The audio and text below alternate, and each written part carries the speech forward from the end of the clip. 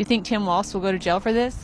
So there is a criminal complaint, a formal criminal complaint that's been filed against Tim Walz, contending that he knew there was fraud, as stated by over 400 Minnesota Department of Human Services employees, that they told Governor Walz years ago about massive fraud. According to Minnesota Statute 3.971, he was obligated to immediately report that fraud or suspected fraud to the Office of the Legislative Auditor, and then the OLA determines which law enforcement agency that complaint goes to.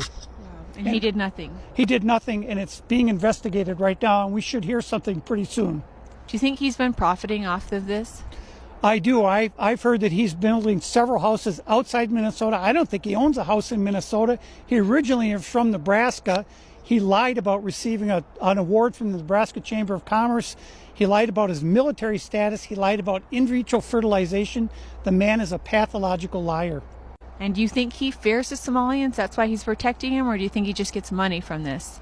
I think it's the fear of being called an Islamophobe, a racist, but I also think that it's all about political power because they're voting in a block and he wants every one of their votes.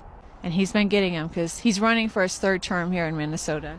He has no business being in any elected office, period, let alone being governor of Minnesota. It's a disgrace that the state of Minnesota has elected him not once but twice, and now potentially a third time. I'm hoping that this fraud investigation causes him to resign. I hope so too. Thank you. Calling for the impeachment of Governor Tim Walz for failure to faithfully execute the laws of the state of Minnesota, abuse of power, and obstruction of oversight. Under Minnesota Constitution Article 8, Section 1, the governor may be impeached for malfeasance, nonfeasance, or corrupt conduct. These standards do not require a criminal conviction. They require a breach of public trust and a failure to uphold the duties of the office. This was not a single incident. It was a pattern. Early warnings date back years. Continued fraud during multiple budget cycles. Escalation despite public exposure and investigations. In one of the largest cases, the Feeding Our Future fraud scheme alone involved hundreds of millions of dollars in misuse of funds. Impeachment is not about public disagreement. It's about breach of duty, failure of leadership, loss of public trust. And when the governor knows of widespread fraud, fails to act, and allows retaliation against those who speak out, that meets the constitutional threshold for impeachment. H.R. 6 is about restoring accountability. The question before this committee is simple. Did the governor fulfill his duty to protect taxpayers' dollars? Did he uphold the law? Did he respond appropriately to credible warnings? Based on the evidence, whistleblower testimony, and documented failures, the answer is no. For this reason, I respectfully urge the Rules Committee to advance H.R. 6. Thank you. When did you become governor? In January of 2019. In 2019. Okay, so using 2018 as a baseline, do you know what that program paid in Medicaid claims?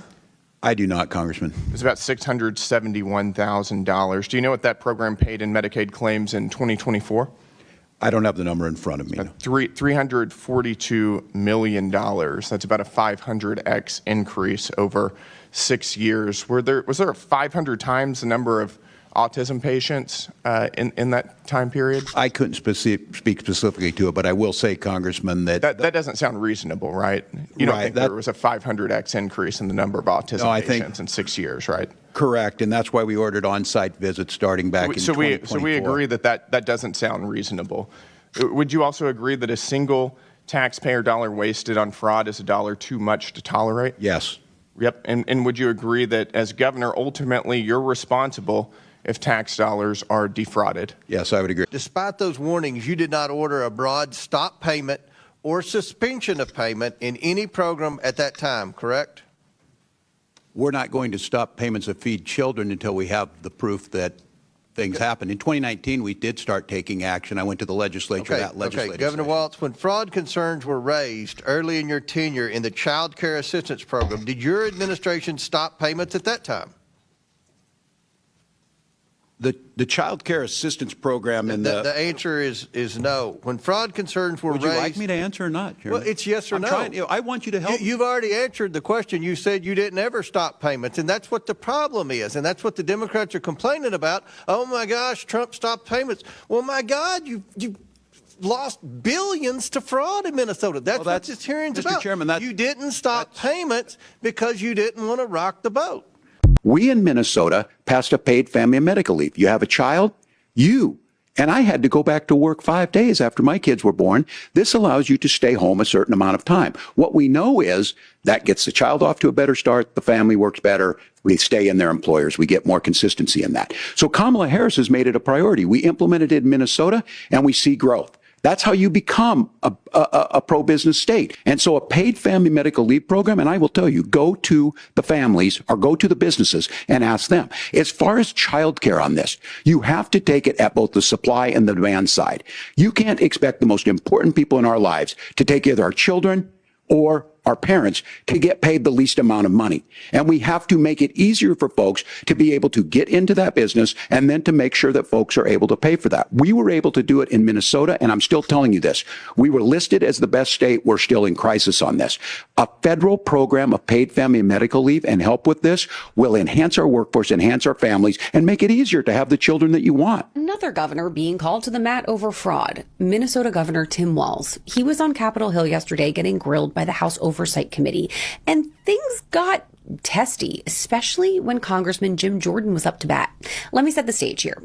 Jordan was asking Walz about Feeding the Future, a group we now know was a charity scam that bilked $250 million in taxpayer money.